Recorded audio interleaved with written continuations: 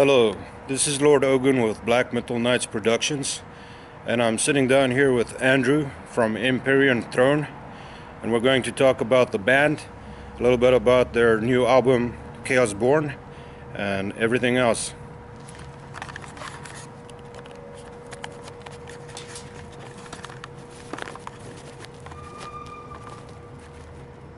Andrew, how you doing? Doing good. Thanks for having me here. Cool, man. Excited to be here. All right, Empyrean Throne. What does the name mean? So, the Empyrean, it's a Greek and Roman belief. It's basically this realm of fire and power that sits below that of the divine. So it's sort of like if you take the literal term of it, it's like the throne of fire, if you will.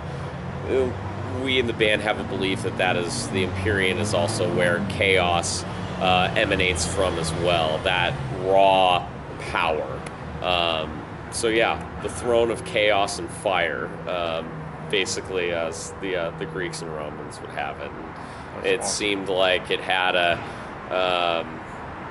it personified the band where we wanted to take it, and just kind of had that connection right here. So that's what we went with, and yeah, I think it's a charming name. So yeah. How and when did the band start?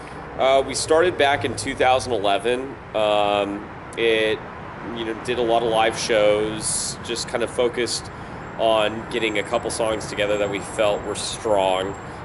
From that point, in 2012 to 13, we recorded Demon Seed and released our first EP, which sort of set the stage for what we were going to do next. Of course, we introduced the symphonic element into the music during that recording process during that time. Yeah. We used sort of the EP as a springboard for what we wanted to do next. From then, in 2014, began work on Chaos Born, started sitting down, talking about doing a full-length album, sort of the next step, if you will. And we pretty much grinded that album out. In 2016, we linked up with Mick and entered the studio, put a lot of hard work in it. I mean, just as much hard work in the writing process as in the recording front. I mean, we laid it all on the line for that record, and finally we're able to release it via M Theory Audio last year, 2017, on I believe March 13th, and it was a lot. It was awesome. It was a lot of fun. So we're finally glad to see this project, this 2-year basically child become born out into the world.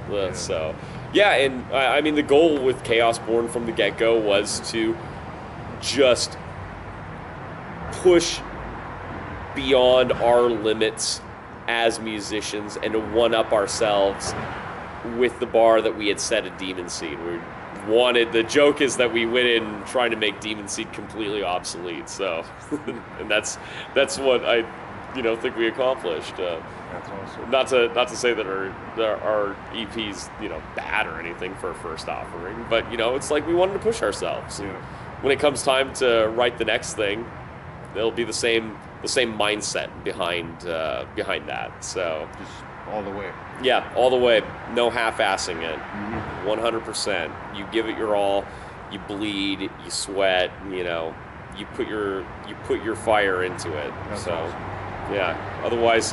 Otherwise, we wouldn't be fit to bear the Empyrean Throne name. So, that's hey. True. But yeah, it's it was a good process. It was through all the ups and downs with it. But that's sort of a brief history. I mean, of course, with the release last year, we just got off a little winter tour that we did with Wolfe, which was awesome. The guys in Wolfe are absolutely amazing. Great musicians to tour with. Like-minded hard workers as well. Got to have a little fun on tour. Played with Phil Anselmo's new project, Scour. So that was that was a lot of fun. But yeah, so that's Empyrean Throne in 2 minutes. Oh, we got a little bit more questions. Yeah, right. left. Yeah. What are some of the themes that your lyrics touch upon? So, with each of our releases, we try to tell some sort of have some sort of a narrative that goes along with the music. So each of the songs follows a story arc. This was a precedent that we set in Demon Seed, and one that we have carried through with Chaosborn, and one that we continually want to carry on with other releases. Mm-hmm. With Chaosborn specifically, we focused on, that awakening of one's inner fire, that inner flame, if you will. And it's told within the framework of a 3-act structure that revolves around a medieval Templar that he's part of the Ayyubid Crusader War during, I believe, the 10th century. And we kind of weave in the Lovecraftian mythos. So it's about if I could give you the elevator pitch of it, it's about a Templar who ends up finding chaos, if you will, and then using that power to confront Lovecraftian, gods and demigods, and eventually ascending to be one of their own kind. So there's a lot of sort of Gnostic themes in there as well, for if anyone is into chaos Gnosticism like we are, or occultism, or like whatever. There's a lot of that in the album as well. There's a lot of the sort of Lovecraftian mythos that we brought in. I'm a huge fan of Lovecraft's work, and we're all really huge history nerds. So those looking for what was going on in Europe and what have you with the Ayyubid Crusader War, the Battle of Montgassard, they're going to find that in Chaosborn, at least the first act. That's awesome. So so a lot of that. We are storytellers. We like to set a framework with which to put our music in, and then kind of take the audience on that journey, and in doing so, kind of tackle these sort of themes of, the shadow self, the inner fire, the inner flame of liberation, the duality of mankind. Exactly. Prometheus, giving fire to humans from the gods. These themes that I think are important, and for individual growth, and I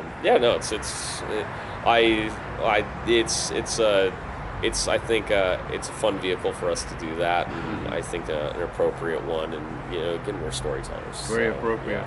Yeah. So not for the faint of heart. No, definitely not. Yeah, not a safe space. Yeah. Tell us a little bit about some of the best shows you've played. Where and when, with who? Okay. Best shows that we have played. Well, when we performed with Nile and Overkill at the Grove, that has to be up there on that list. That was a very humbling experience. Never played in front of an audience that large. I mean, hundreds of people. And that was just, if I could do that every night, that'd be amazing. Just the walking out on stage, in such a massive stage as well as the Grove, and really feeling that energy from everyone in the audience, and seeing people's, like, their expressions on their faces, like how they're taking in the music, how they're processing the live show, and how they're connecting with what you're putting forward. I mean, you're talking about these very human, these very personable like themes, that mean so much to us. I mean, that was there's nothing like that. It must have been a lot of people's first time even experiencing. A lot of first time disciples. So it was a recruitment drive for sure. Awesome. But that has to be one of one of the best live experiences that we have ever shared together as a band, and we're looking forward to doing more of that. Obviously, I think one that would rival that as well as when we performed with Helheim down in San Diego. That was I can't say it enough. The San Diego discipleship of the Incultus Pestum. You guys are fucking awesome. Absolutely mad individuals, and San Diego is it's we consider it an Empyrean Throne stronghold. So it's always fun performing at Brick by Brick to those people, to new faces as well. It always seems like we meet someone new when we play down there. But with that show specifically with Helheim, that was another really awesome show. And I think in most recently, the show with Scour in Austin, Texas. Getting to be able to perform as the direct support band to Phil Hommel's new project, like that's a humbling experience in and of itself. As an artist, it's to be the guys in such a prestigious position, like that's truly it was an honor. And the Texas crowd, again, by far one of the coolest crowds that you can play to, and they love their metal a lot. It was cool. There's just all kinds of people. There's biker gangs were there. Yeah, it was really cool, putting on this really visceral show, because of course we bring fire and all this shit, that, I don't know, people see us for the first time, they're like, whoa, we weren't really expecting that. No compromise. Right, no, you can't, it's fucking symphonic black metal, all the way, but yeah, so it was a really fun experience. And the big shout out to the promoters who put that together. Come and Take It Productions, at Come and Take It Live, really making us feel welcome and at home as a touring band. I'll say it once, I'll say it again. Texas hospitality exists. That is a thing, and there's some really good people out there. Did they bring you free iced tea? For us, no. But iced tea is a big thing. Yeah, well, we stuck with our whiskeys and our bourbons. For hard iced tea. Yeah, we're all whiskey drinkers at Empyrean Throne. Myself, bourbon and brandy. So. I'm weird, so whatever. Good drink. But no, it was good. Yeah. Next question is, what would be your ideal bill to play on? With where and with what bands? Name some. Man, where and with what bands? This is like something that I mean during a rehearsal, obviously, yeah. Like, man, it would be really cool if we did this with this. Obviously, I mean, let's acknowledge probably 3 bands that have big, impact on us as artists, which would be Dimmu, Behemoth, and Vatane. Oh yeah. I mean, that would be a killer. To play, Skull. To play with either of those bands would be an honor. Obviously, I think a package. I think like a Dimmu package would make sense, since we have that same symphonic element that Dimmu is so known for and have pioneered over the years. I mean, they're while Emperor may have been the forefront of it, could say that Dimmu has, they Still when you strong, still going well, strong. when you think of Norwegian symphonic black metal, those are the two bands you think of, Emperor and Dimmu Borgir. So I mean that would just naturally make sense. Behemoth, obviously, we've done a cover for A Fire in the Void. That's awesome. Not that we would play that live with them at all. that's I their saw the thing. video Yeah. like 10 times. Yeah, you guys did a thank- really good.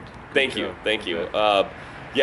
We're huge Behemoth fans. I think that Nergal and company's work on The Satanist was, I mean, bar none, that was an amazing album. Great follow-up to Evangelion and all their previous work. Oh yeah. One of my favorite albums is definitely like The Apostasy. They have that, the thing with the Polish, black metal and black and death metal scene. I mean, they hit so hard, and it was so impactful, and truly inspiring, and it's cool that that Behemoth is making the moves that they're making. I mean, for fuck's sake, I mean they're on Slayer's last world tour. Like that's incredible. Yeah. So good for them, and exposing a whole mass of people to music that they probably wouldn't listen to. Like how many Lamb of God fans are probably listening to Behemoth for the first time? I think that's incredible. And of course, Watain, I mean, one of true practitioners. Those guys are just, I mean, the patch on the back of my jacket here is a Watain patch. I've seen the Opus Diaboli DVD, hundreds of times. To be able to witness that on a nightly basis on a tour would be just that's a spiritual experience. And I mean, again, true practitioners. So what they have done, what they continue to do. We've got the new Trident Wolfe Eclipse album. Trident. Yeah. So the new album's awesome. And again, that would be a truly humbling experience to play with those guys, especially, I mean, their connection with Dissection. It's awesome. They're carrying the torch of basically Dissection and the Devil's Blood at this point. So I'd love to do a show with them. I'd pay big money to see that and to put it on. I don't know if there's a venue that's whose fire codes are lax enough for I mean our shit plus theirs is that would be something. But ritualistic black metal bands, I mean, it's always a treat. It's always a treat seeing artists put on such a ceremony such as them, and it's amazing. I mean, other bands that we'd like to play with, like Batushka is one of them. I would love to perform with Hate or Necronomicon. Speaking of those hard hitting black and death bands. Definitely Necronomicon. Necronomicon would be really sick. I saw them live. So if you're listening, Necronomicon, sick. Well, our sword is yours, my friends. Yeah. Empyrean Throne. Any touring plans? Any prospective? We have prospective tours in the works. Stuff that we're talking to the label and management about. Nothing that I could really give an elaborate answer on, but 2018 is something where we're planning on making a pretty huge impact on in terms of the touring front. We want to be very active. We want to be very aggressive with promoting Chaosborn. And the way to do that is touring. Yep. We got to do that in December with Wolf King, and beautiful. why stop? So yeah, there's, we're one of those bands that loves playing live. We love playing live all the time. It's in our blood. That's what my guys live for. And yeah, and just we try and push it 100% all the time. And so we want to make a big impact in 2018. But we got some stuff in the works. So Awesome. yeah, keep best way to do that is just to, again, I know it sounds stupid, but follow the Facebook page, Facebook.com/Empyrean Throne.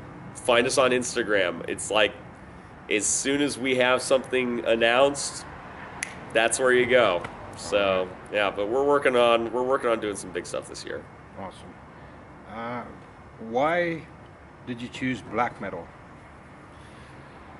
For me, I Scandinavian descent, heritage, primarily Danish. I'd say it's in my blood. Other tours, other interviews rather, said the same thing. It's something that was always resonated with me, always a part of me, and same with my guys. It's a type of music, black metal, this kind of extreme symphonic metal is something that's always really resonated with us. And as an artist, I do believe doing things that are very spiritually fulfilling. And that's why we do Empyrean Throne. We do have a spiritual component to it. We preach about self-liberation. And if you're going to do something like that, you should do something that really, that you're passionate about, that you could wake up every day and be like, this is the reason why I'm here, is to do this, and we want, it is that personification of igniting the inner flame. And other black metal bands get it. It's a niche genre for now, like we were talking about, but I mean, it's growing in popularity, but we're not doing that because it's it's accessible or whatever. If we wanted to do that, we'd be doing fucking pop music or something like that. It's definitely a unique channel. It is. It's a very unique genre, and I think it's a genre that tackles a lot of interesting concepts. What it means to be human. The kind of or animal or animalistic. Absolutely. You have that duality between your human side and the wolfish side, the shadow self. And most people are afraid of what they don't understand. They're afraid of that darkness that lurks within you, but it's realize that's part of what makes you. And I think it's when people say like, oh, I don't know if I could go to an Empyrean Throne show, or it might not be my I say, give it a shot. Try it. I'm a firm believer in trying everything once. Like, go out there and you might experience something that you feel awakened by, like the veil's been pulled off from in front of your face. And you connect with. Yeah, and it's it's cool seeing talking to people and seeing their reaction, and having them come up to us at our merch table and saying that was the first time I had ever seen something like that affected me right here, like that was a deep, you opened up something deep, and it just validates why we do this. B, it's great. It helps people open themselves to this whole other kind of realm that they've been kind of closed off to, and they connect with that. They connect with you on a spiritual level. Yes, absolutely. Yeah. I mean, again, like, we're all in this game because there's something deep within us, that believe, that chaos, that we preach so hard about, and Chaos Born and Demon Seed before that. Like, it's that, that's in here. So you got to bring it out. Yep. So definitely. Yeah. What is the first instrument you ever played? Guitar. First instrument I picked up was the guitar. Got a guitar on when I was a wee lad, on my birthday, and it was an Ibanez RG370DX with a Floyd Rose, which sucked for starting guitarist. And that was my first instrument. It was I started my first band. I did guitars and vocals. Then switched out to just doing vocals and finding other guitarists that had been in the game longer. It's fun. I've dabbled in other instruments as well.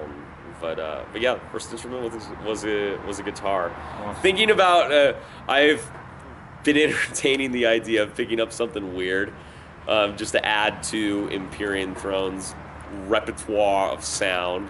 Yeah. I think it would be cool to introduce maybe the sitar as an element at some point in the future. But we'll see. We'll see. Some sort of stringed instrument, but just gotta kind of nail down which one I'd want to do next. When I'm not working on the pipes. Yeah. So yeah, that would be awesome. Mm-hmm. What is the top 5 artists in your playlist right now? Currently, this is gonna yield a weird response from me and from people listening to this probably.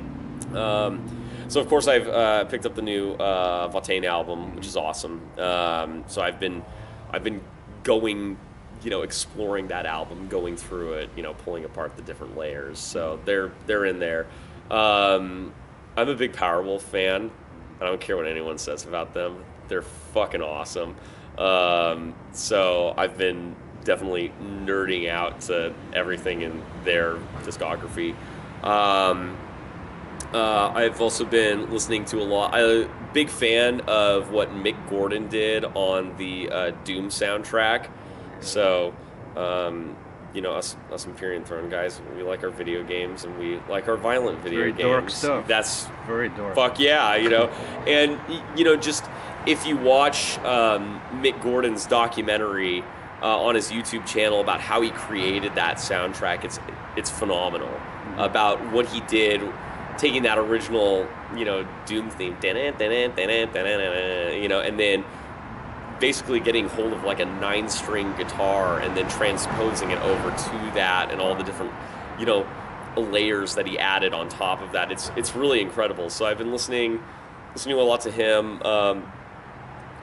Listening it's very to black metal, I think. Oh, yeah, no, it's a punch in the gut. Yeah. That whole soundtrack. It's awesome. It makes the game, I think. It sucks you in. It's aggressive. It's claustrophobic. It's what the game tries to put forward.